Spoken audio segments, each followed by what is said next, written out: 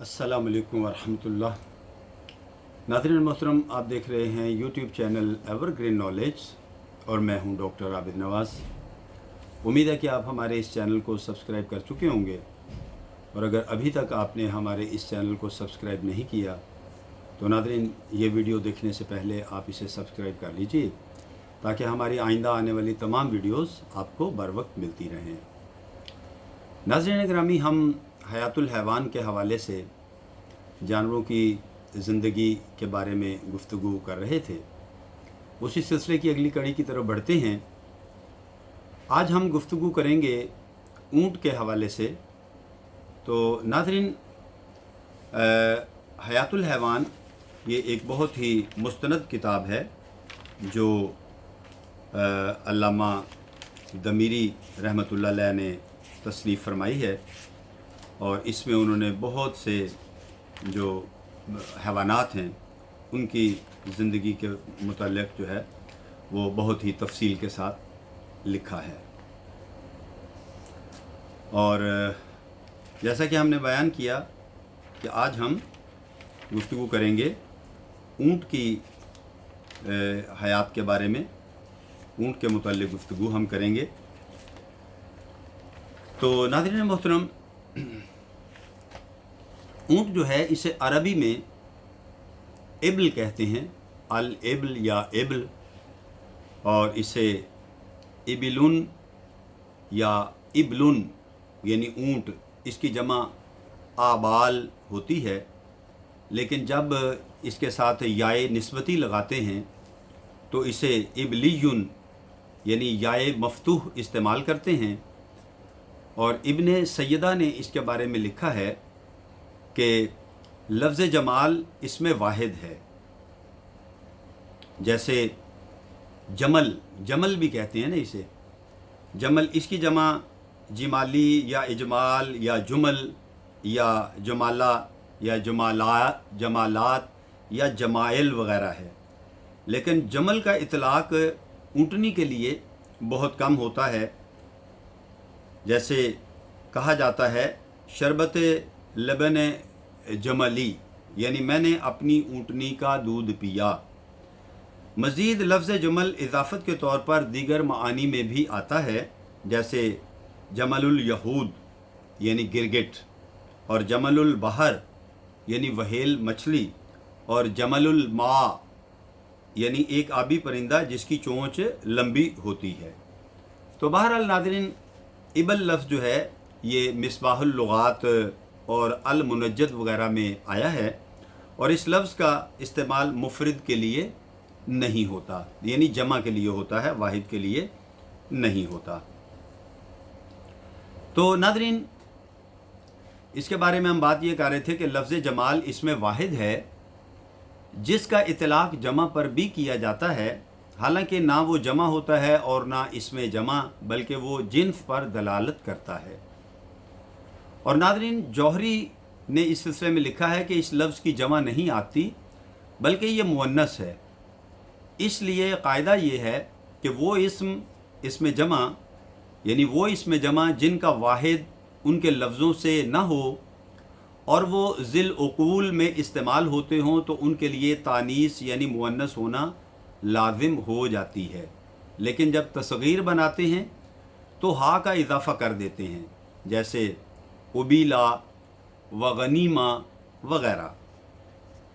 उर्वतुल बारक़ी की रिवायत में है कि नबी करीम सल्लल्लाहु अलैहि वसल्लम ने फ़रमाया कि तमाम जानवरों में ऊँट तो घर वालों के लिए बाइसे इज़्ज़त व शर्फ़ और बकरियाँ बरकत का सबब होती हैं। बकरियाँ बरकत का सबब होती हैं, और खैर व भलाई तो घोड़ों की पेशानियों में क़यामत तक के लिए बंधी हुई है। रिवायत है इब्ने माजा की।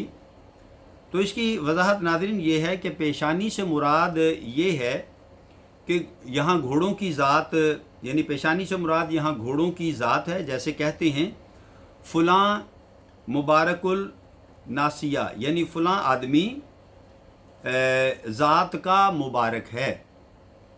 तो मुल्ला अली कारी रहमतुल्लाह अलैह ने लिखा है कि अल्लाह ताला ने घोड़ों में एक ख़ास किस्म की बरकत रखी है, اس لیے کہ گھوڑوں کے ذریعے جہاد کیا جاتا ہے جس میں دنیا و آخرت کی بھلائی ہے۔ یہ حوالہ ہے مرقات شریف کا۔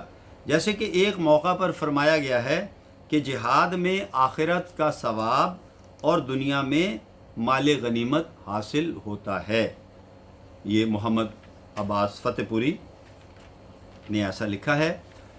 تو ناظرین، وہب بن منبہ کی روایت میں ہے کہ آدم علیہ السلام اپنے مقتول بیٹے کے لیے اتنے برس تک اونٹ جمع کرتے رہے اور ان دنوں میں حوا علیہ السلام سے نہیں ملے، یعنی ان سے دور رہے اور ان سے کوئی انس نہیں رکھا۔ اور اہل لغت نے لکھا ہے کہ عرب اونٹ کو بنات اللیل بھی کہتے ہیں۔ اگر اونٹ 9 سالہ یا 4 سالہ جسے جزع کہتے ہیں، اگر اتنی عمر کا ہو گیا ہو تو دونوں صنفوں یعنی نر اور مادہ کے لیے لفظ بعیر استعمال کرتے ہیں۔ اس کی جمع اب عوراتن یا بوران اور جمع اس کی ہے اباعر یا پھر ابائیر وغیرہ آتی ہے۔ اسی طرح شارف بوڑھی اونٹنی کو کہتے ہیں اور اس کی جمع ہے شرف یا شرف یا شروف یا شرف وغیرہ، اور عوامل 2 کوہان والے اونٹ کو کہتے ہیں۔ ناظرین محترم، اونٹ بھاری بھرکم جانور ہے اور بہت ہی تابع فرمان جانور ہے، لیکن روز بروز دیکھنے کی وجہ سے اس کا انوکھا پن جو ہے وہ اب جاتا رہا ہے۔ ناظرین، اونٹ کی چند خصوصیات ہیں جن میں سے کچھ ہم بیان کرتے ہیں۔ اونٹ کی خصوصیت یہ ہے کہ وہ بھاری بھرکم بوجھ بلا تکلف لے کر اٹھ جاتا ہے اور بیٹھ بھی جاتا ہے۔ اس کی تابع فرمانی کا یہ عالم ہے ناظرین کہ اگر کوئی چوہیا بھی اس کی نکیل پکڑ کر چل دے تو جہاں چاہے اسے لے جانا وہ لے جا سکتی ہے، اور یہ اطاعت سے کبھی روگردانی نہیں کرتا۔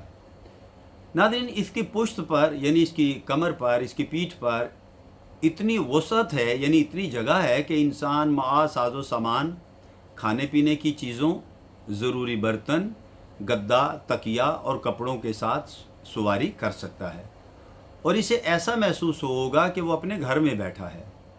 ان تمام چیزوں کے باوجود اونٹ یعنی اس مصنوعی گھر کو لے کر چلتا پھرتا ہے۔ قرآن کریم میں اسی غرابت کی طرف اشارہ کیا گیا ہے۔ فرمایا، کیا وہ اونٹ کو نہیں دیکھتے کہ وہ کیسی عجیب و غریب یعنی وہ کس عجیب و غریب طریقہ سے پیش کیا گیا ہے۔ خدا تعالیٰ نے اس کی لمبی گردن اس لیے بنائی تاکہ وہ بوجھ لے کر آسانی کے ساتھ اٹھ بیٹھ جائے اور بھاری بوجھ اٹھا سکے۔ ان علاقوں کے دانشوروں سے سوال کیا گیا جہاں اونٹ کی نسلیں نہیں ہوتی کہ اونٹ کیا چیز ہے، تو انہوں نے غور و خوض کے بعد یہ جواب دیا کہ وہ لمبی گردن والا ایک جانور ہوتا ہے۔ ناظرین محترم، اللہ تعالیٰ نے اونٹ کو اس قسم کا اس لیے پیدا کیا ہے تاکہ پانی کی کشتی کی طرح خشکی کی کشتی بھی تیار ہو جائے۔ اونٹ کی یہ بھی خصوصیت ہے کہ وہ پانی پر صبر کرنے کی زبردست قوت کا مالک ہے، چنانچہ وہ سفر میں 10 دن تک پانی نہ ملنے کی وجہ سے صبر کا مظاہرہ کر سکتا ہے۔ اسی طرح یہ ہر اس گھاس پھوس کو کھا لیتا ہے جس کو دوسرے جانور نہیں کھاتے۔ ناظرین محترم، حضرت سعید بن جبیر رضی اللہ تعالیٰ عنہ کہتے ہیں کہ ایک مرتبہ راستے میں قاضی شری رضی اللہ تعالیٰ عنہ سے ملاقات ہو گئی تو میں نے ان سے یہ کہا کہ آپ کہاں تشریف لے جا رہے ہیں؟ انہوں نے فرمایا کہ میں کوڑی یعنی کناسا جا رہا ہوں۔ ناظرین، کناسا جو ہے یہ کوفہ کے قریب ایک گاؤں کا نام ہے۔ میں نے کہا وہاں جا کر کیا کریں گے؟ فرمایا کہ میں وہاں اونٹوں کو دیکھوں گا کہ اللہ نے ان کو عجیب انداز میں پیدا کیا ہے۔ چنانچہ قرآن کریم میں ہے کہ ان پر بھی اور کشتی پر بھی لدے لدے پھرتے ہو، یعنی اللہ تعالیٰ نے اونٹوں کا تذکرہ کشتیوں کے ساتھ اس لیے فرمایا ہے کہ اونٹ بھی بظاہر ایک خشکی کی کشتی ہے۔ اسی معنی میں ذویل رما شاعر نے کہا ہے کہ خشکی کی کشتی یعنی اونٹ کی مہار اس کے دونوں رخساروں کے نیچے ہوتی ہے، اور دوسری جگہ ذیل رما نے اونٹ کو سیدہ کے نام سے مخاطب کیا ہے، چنانچہ کہتا ہے کہ میں نے لوگوں کے بارے میں سنا ہے کہ وہ گھاس کے سراغ میں نکلے ہیں، تو میں نے سیدہ اونٹنی سے کہا کہ تو بھی ہموار زمین میں تلاش کر لے۔ ناظرین محترم، خیال رہے کہ سیدہ ذیل رما شاعر کی اونٹنی کا نام تھا، اور بعد نے یہ کہا ہے کہ یہ مذکورہ شعر سیبویہ نحوی کا ہے۔ شعراء نے الناس کو زبر اور پیش دونوں طریقوں سے پڑھا ہے، اور مرفوع ہونے کی صورت میں حکایت کے طور پر یہ معانی ہو جائیں گے کہ ان کلمات کو لوگوں نے سنا۔ خلاصہ یہ کہ جو بھی اعراب درست ہو، نقطہ آفرینی ضرور ہے۔ تو ناظرین، اونٹ کے حوالے سے، اونٹ کی خصوصیات کے حوالے سے آج کے لیے اتنا ہی۔ انشاءاللہ آئندہ ویڈیو میں ہم اپنا یہ لیکچر جاری رکھیں گے۔ تو ناظرین، امید کرتے ہیں ہماری یہ ویڈیو آپ کو پسند آئی ہوگی اور معلومات میں اضافہ ہوا ہوگا، اور آپ اپنی رائے سے ضرور ہمیں آگاہ کریں گے۔ حیات و صحت نے اجازت دی تو آئندہ ویڈیو کے ساتھ آپ کی خدمت میں پھر حاضر ہوں گے۔ تب تک کے لیے اپنا اور اپنے پیاروں کا بہت خیال رکھیے گا۔ اللہ ہم سب کا حامی و ناصر ہو۔ فی امان اللہ۔